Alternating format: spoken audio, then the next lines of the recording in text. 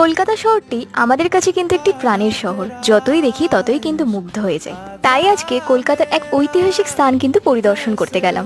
উত্তর কলকাতায় অনেক মণিমাণিক্য ছড়িয়ে আছে, পরেশনাথ মন্দির তার মধ্যে কিন্তু অন্যতম। বুঝতেই পারছো আমি কিন্তু যাচ্ছি আজকে পরেশনাথ মন্দির পরিদর্শন করতে। 1867 সালে রাও বদ্রীদাস বাহাদুর মুকিম এই মন্দিরটি কিন্তু নির্মাণ করেন। এইরকম নানা অজানা তথ্য জানার জন্য আমার চ্যানেল কিন্তু অবশ্যই ভিজিট করো।